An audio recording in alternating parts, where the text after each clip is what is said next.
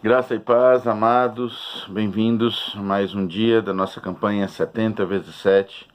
Estamos estudando o amor e o perdão de Deus, um livro da Bíblia por dia. Que o Senhor abençoe sua vida, sua casa, e que as palavras do Senhor realmente encontrem no meu coração e no seu coração solo fértil, para que juntos possamos frutificar, possamos alegrar o coração do Senhor, possamos servir a esse Deus com entendimento e sob a sua mão, sob a sua direção. Eu espero que você realmente tenha sido muito abençoado até aqui. Hoje falaremos de um profeta muito diferente de todos os outros. Ele é conhecido como o profeta chorão, porque a mensagem que Deus deu a ele, o ministério que Deus deu a ele, foi algo muito pesado. Estaremos falando hoje sobre o livro e, obviamente, sobre o profeta Jeremias. E Jeremias era alguém que tinha algumas características muito fortes. Ao contrário de muitos outros profetas, Jeremias era um profeta que tinha o que falar a respeito de si mesmo.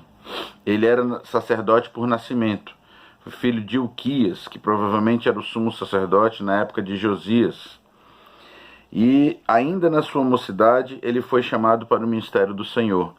Ele alegou que ele era muito novo, que ele não sabia falar, que ele era inexperiente, mas Deus falou com ele que ele foi separado para esse ministério desde o ventre da mãe.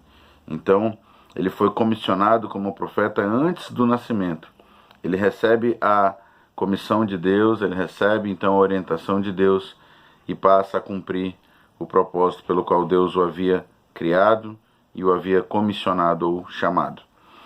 Deus avisou a Jeremias que ele não poderia se casar. A missão de Jeremias, o ministério de Jeremias seria muito pesado, muito sofrimento, e Deus diz a ele que não poderia se casar. Ele pregou por 40 anos em Jerusalém e depois mais 5 anos no Egito. E o mais incrível e interessante é que durante esses 40 anos em Jerusalém, ninguém se converteu. Nenhuma pessoa só se converteu. Nenhuma pessoa só se arrependeu. Na verdade, a mensagem de Jeremias era algo muito difícil de ser recebido pelo povo. Ao contrário de Isaías, 700 anos antes de Cristo, Jeremias está aproximadamente 100 anos, pelo menos, depois de Isaías, porque Jeremias fala sobre...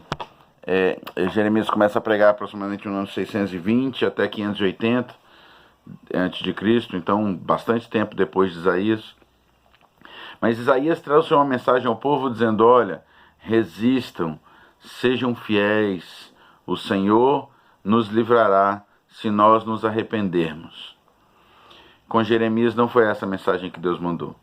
Com Jeremias o Senhor disse: fala para o povo que a minha paciência acabou e que é para eles se renderem, que é para, na hora que eu mandar a nação estrangeira para vir sobre eles, que eles não lutem, que eles se entreguem, que eles desistam, para que eles não sejam destruídos, para que a cidade não seja destruída. Imagina como uma mensagem como essa foi recebida pelo povo. Jeremias foi acusado de ser um profeta traidor, que queria vender Israel para a Babilônia. Jeremias foi açoitado, Jeremias foi surrado, Jeremias foi preso, foi jogado no poço. Jeremias sofreu muito, muito mesmo, para fazer a vontade de Deus e para fazer aquilo que ele havia mandado. Durante a sua vida, durante a época que ele profetizou, ele foi verdadeiramente um pária, alguém odiado pelos seus irmãos, alguém odiado pelo seu povo. Depois da sua morte, quando as profecias de Jeremias se cumpriram todas elas, ele passou a ser muito admirado pelo povo e respeitado. Por quê? Porque assim como as profecias da destruição de Jerusalém, do povo sendo levado cativo, da miséria, da desolação viriam, Jeremias também foi um profeta que, mesmo em meio ao caos, mesmo em meio ao sofrimento, mesmo em meio a tanta tristeza, tantas notícias ruins que ele tinha que dar, era o recado de Deus para o povo estava completamente entregue, foi um dos períodos mais cruéis e mais difíceis, mais podres da religiosidade em Israel.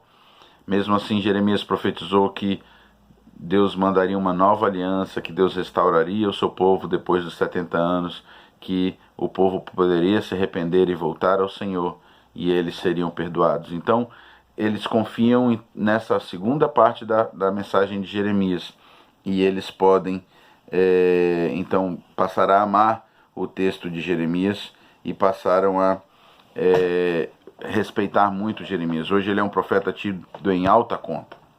Ele é chamado de profeta Jorão, porque ele via a si mesmo como um cordeiro manso levado a matadores. Olha só, parecido com Jesus, né? A profecia de Isaías sobre Jesus. Jeremias via a si mesmo como um cordeiro manso levado ao matador. Na verdade, nenhum outro profeta apresenta as mensagens de julgamento que Jeremias apresenta com tanto sentimento pessoal e com tanta lamentação. Nós vamos ver amanhã, espero que você acompanhe conosco, o próximo livro da Bíblia é chamado de Lamentações de Jeremias, porque era muito triste a situação do povo e o que ele via que aconteceria com o povo. Então Jeremias literalmente chora, e chora muito diante de Deus e diante do povo, pelo que haveria de acontecer. As suas palavras em Jeremias capítulo 9, versículo 1, podem nos dar uma ideia do sentimento desse profeta. Ele diz: se a minha cabeça fosse uma fonte de água e os meus olhos um manancial de lágrimas, eu choraria noite e dia. Assim como Jesus chorou sobre Jerusalém, assim como Jesus se entristeceu e disse, se lamentou no caso, né? Jerusalém, quantas vezes eu quis te reunir e você não quer. Assim, também Jeremias sofreu muito com o destino que a sua nação, o seu povo, teria. Mesmo assim, Jeremias ele também traz uma mensagem de esperança, porque ele diz, olha, primeiro, vem a punição, mas a punição é fruto do amor de Deus e do perdão de Deus, porque ele quer que nós aprendamos a lição e ele quer que nós possamos, então, ser refeitos, ser novamente um povo. Mas ele fala, mas isso vai passar. Vem a tempestade, ela é inevitável, mas ela vai passar. Então, ele resgata não somente a certeza de que o Senhor cumprirá a sua aliança, e Deus assegurou que nunca faltaria o rei, né, para o descendente de Davi, que as alianças que ele fez com Davi, a aliança que ele fez com Abraão, que as alianças do Senhor, que a promessa do Senhor, que ela não voltaria atrás. Mesmo que nós não entendamos os planos do Senhor. Então Jeremias tem alguns versículos muito icônicos, muito importantes, muito conhecidos. Por exemplo, o capítulo 29, verso 11, quando ele diz, olha, eu é que sei os pensamentos que tenho a respeito de vós. Pensamentos de bem e não de mal, para dar o fim que vocês desejam. Só que isso, ele está falando no meio de um contexto dizendo, olha, vocês vão ser desolados, vocês vão ser levados cativos. Então o povo não recebe essas mensagens como uma mensagem de esperança. Só muito mais tarde que eles foram entender a importância dessas palavras de Jeremias. Jeremias também traz uma mensagem de esperança quando ele fala da nova aliança, um texto belíssimo, um texto que eu uso muito, que me traz muita alegria ao coração, porque na época de uma aliança ainda mosaica, o povo estava sob a aliança da lei, sob a aliança de Moisés. Jeremias traz para o povo a promessa dizendo, olha, vem dias, ou seja, futuramente, em que eu vou fazer com vocês uma nova aliança, não como a aliança que eu fiz com seus pais. Aquela aliança era externa, era uma aliança que não conseguiu mover o íntimo de vocês. Mas essa aliança que eu vou fazer agora é uma aliança interna, é uma aliança que eu vou escrever na sua mente as minhas leis e no seu coração vão ficar gravados. Ninguém mais vai dizer conheça o Senhor, porque todos, desde o menor até o maior, me conhecerão, e nesse dia dos seus pecados eu não me lembrarei mais. Que promessa maravilhosa, mesmo em meio a tanto choro, a tanto sofrimento, ao caos. Jeremias dá uma promessa dessa, uma profecia dessa ao povo. O ministério de Jeremias foi muito amplo, ele foi até maior do que o de Isaías, porque ele ultrapassou 5 reis e ainda mais um governador. E Isaías foram 4 reis, já foi um grande ministério. O ministério de Jeremias começa em Jerusalém e termina no Egito, onde ele é levado à força. Mesmo sendo prisioneiro, ele foi levado à força para o Egito. Ele não queria ir. Ele queria cumprir o que Deus mandou, que era se entregar à Babilônia. E o povo foge e leva ele cativo. Chegando lá, ele ainda profetiza por 5 anos e morreu apedrejado pelo próprio povo. Olha que profeta que teve uma vida de sofrimento, uma vida difícil, mas mesmo assim, um profeta que nós podemos ver que honrou ao Senhor, fazendo até o fim aquilo que Deus o havia chamado e comissionado. Nós estamos na nossa campanha falando sobre o amor e o perdão de Deus. E eu que gostaria de ler para você, para finalizarmos, o capítulo 18 de Jeremias. Jeremias tem vários textos belíssimos. Nós citamos Jeremias 29, poderíamos citar Jeremias 33:3, que é conhecido, né? Quando eu era pequeno eu aprendia o telefone de Deus. Jeremias 33:3, que diz: invoca-me e te responderei e anunciar-te-ei coisas grandes e ocultas que não sabes. Mas o capítulo 18, ele dá bem a noção do que o Senhor estava avisando que faria com Israel. O capítulo 18, de uma forma didática, o nosso Deus é muito didático, Ele é o melhor mestre, Ele é o melhor professor, e Ele ensina de uma forma que nós possamos entender. Ele diz, olha, de palavra do Senhor que veio a Jeremias dizendo, desponte e desce à casa do oleiro, e lá ouvirás as minhas palavras. Desci à casa do oleiro, e eis que ele estava entregue à sua obra sobre as rodas. Como o vaso que o oleiro fazia de barro se estragou na mão, tornou a fazer dele outro vaso, conforme bem lhe pareceu. Então veio a minha palavra do Senhor, dizendo, não poderei eu fazer de vós como fez este oleiro, ó casa de Israel? Diz o Senhor, eis que como barro na mão do oleiro, assim sois vós na minha mão, ó casa de Israel. Eu gostaria de rapidamente pensar com você sobre esse tema.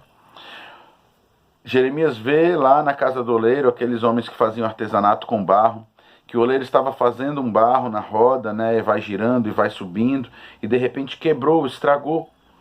E ele tem que amassar tudo de novo, e ele começa de novo, mas ele vai até o fim e o vaso ficou pronto.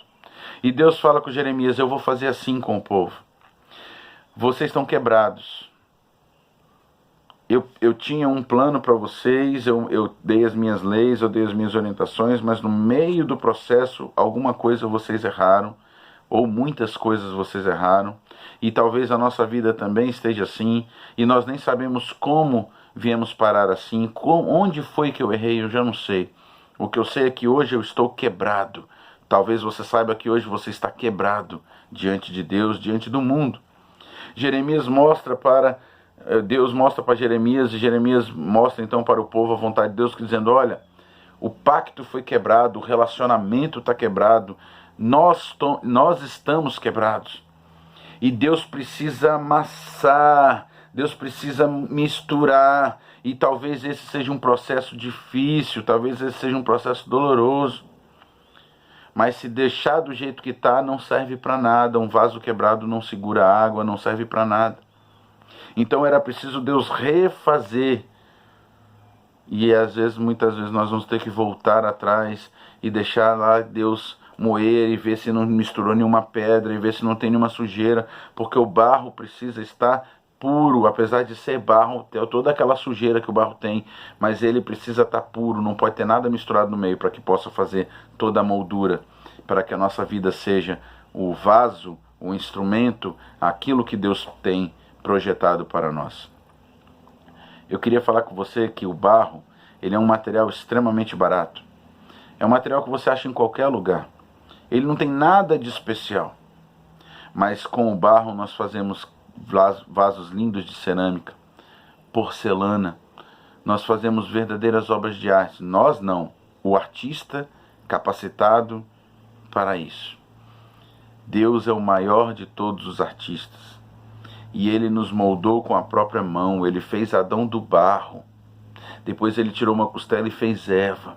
Ele tem feito a cada um de nós com todas as características de uma forma única. Você é único, eu sou único. Você é única e nós somos únicos.